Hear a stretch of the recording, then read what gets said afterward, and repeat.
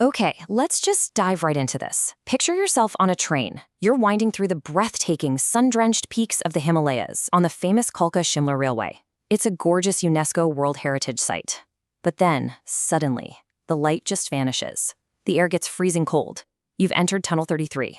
Welcome to this explainer, where we're going to unpack the darkest, most enduring secret hidden within these mountains. It's an eerie story of ambition, catastrophic failure, and a spirit that locals say simply refuses to leave. So why did the world's straightest tunnel become a grave? It's a chilling question, isn't it? Tunnel 33 isn't just a marvel of late 19th century engineering, it's widely considered one of the straightest tunnels on Earth. But instead of being celebrated as this massive triumph of the British Empire, it's forever overshadowed by a profoundly mysterious and tragic atmosphere. To understand why this specific stretch of track actually strikes fear into the hearts of travelers and railway workers alike, we have to look past the brick and stone and listen to the people who have actually walked through its shadows.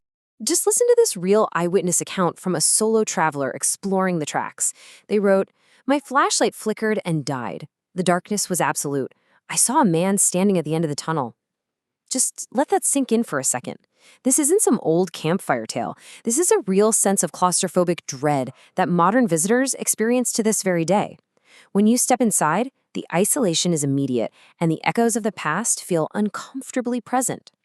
To put this into perspective, Tunnel 33 is a massive 1,143.61-meter passage. For the passengers on the toy train, it transforms a beautiful, scenic ride into roughly 2.5 minutes of terrifying, pitch-black darkness filled with echoing train whistles and the smell of damp stone.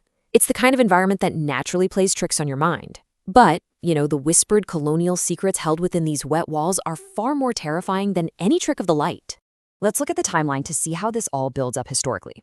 The late 1800s brought immense pressure from the British government to connect Kalka to Shimla, which was their summer capital, and the timeline was absolutely brutal. The project was assigned around 1898, with intense digging kicking off by 1900. Deadlines were crazy tight, expectations were sky high, and that rough, unpredictable Himalayan terrain, totally unforgiving. This rushed, high-stakes environment was literally the perfect recipe for a devastating mistake. Section 1. Colonel Barog's historic mistake. Right at the center of this massive undertaking was a British railway engineer named Colonel Barog. He was an ambitious, capable guy tasked with piercing through the mountain to create this crucial passageway. But under the crushing weight of imperial deadlines, Colonel Barog made a historic, fatal miscalculation. His strategy seemed pretty logical on paper, actually. To speed up the work, he divided his crew and ordered them to dig from both opposite ends of the mountain at the same time, fully intending for them to meet perfectly in the middle. It's a common technique, right? But it requires absolute mathematical precision. Because of a crucial miscalculation in his alignment, the unthinkable happened. The workers dug and dug, crossing the center point of the mountain, only to realize the two tunnel ends were going right past each other. They had basically just dug two separate, completely useless caves. Section 2. Punishment, humiliation, and a death. So the fallout of this failure was immediate, and it was severe. You had furious workers who realized all their grueling labor in this treacherous, waterlogged rock had been for absolutely nothing. The British government stepped in, and the tone quickly shifted from a simple engineering failure to a deep psychological tragedy. Colonel Barog wasn't just removed from his post, he was entirely stripped of his professional dignity. The crucial point here is this agonizing detail. The British government fined Colonel Barog exactly one single rupee. 1 rupee. It was a purely symbolic punishment, obviously not designed to recoup financial losses, but to inflict maximum public humiliation. He was officially labeled as a man who wasted government property, turning him into the laughingstock of both his British peers and his local crew. The weight of that humiliation proved to be just too much for the engineer to bear. Overcome with an inescapable shame and deep depression, Colonel Barog wandered out near the site of his doomed, misaligned tunnel. He took a final walk with his pet dog, and, in a moment of sheer desperation, he shot himself. The details of his final moments are just truly heartbreaking. His loyal dog, seeing his master bleeding profusely, ran in an absolute panic to a nearby village to get help. But by the time the villagers arrived at the scene, it was too late. Bara had bled to death. He was buried unceremoniously about 1 kilometer away, right near the highway, forever tied to the site of his greatest failure. And this cements Barog not as some terrifying monster of local lore, but really as a deeply tragic, broken figure. Section 3. Baba Balku's Magical Guidance. With Barog gone and a useless hole in the mountain, the project was in deep, deep jeopardy. But the railway still needed to be built, so Chief Engineer H.S. Harrington was brought in to take over the daunting task. He faced the exact same alignment issues that doomed Barog, but Harrington found help from an incredibly unlikely hero, an illiterate local sage, a humble shepherd named Baba Balku. Legend tells us that Baba Balku possessed a natural, almost magical engineering intuition. He didn't use advanced British surveying equipment. Instead, he would walk along the mountain, tapping the rock walls with a solid wooden staff. By simply listening to the echoes and vibrations, Balku guided Harrington's team, pointing out exactly where to dig.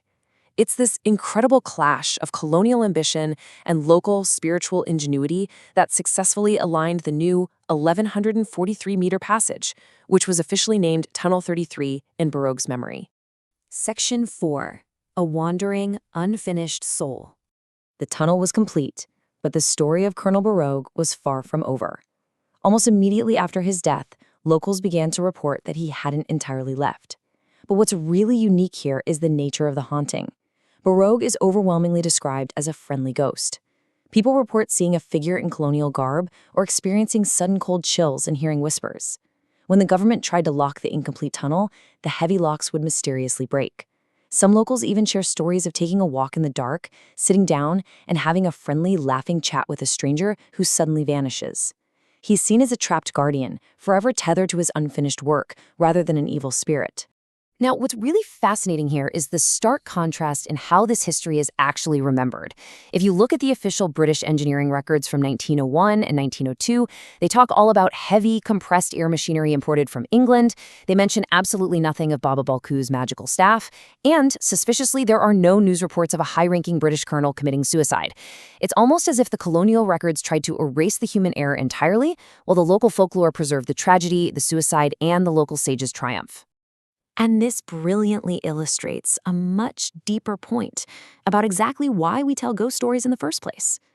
As researchers have pointed out, the legend of Tunnel 33 isn't just about a spooky encounter in the dark.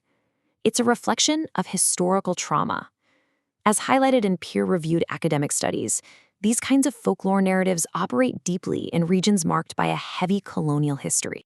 To quote the Integral Research Journal directly, hauntings serve as mnemonic devices, revisiting unresolved colonial traumas and injustices, allowing the subaltern to speak.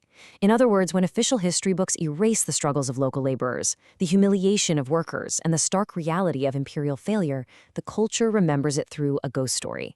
The haunting of Barog is essentially the psychological reality of historical grief. It's a way for an unfinished tale of oppression and failure to survive through the generations. Which brings us to our final, lingering thought.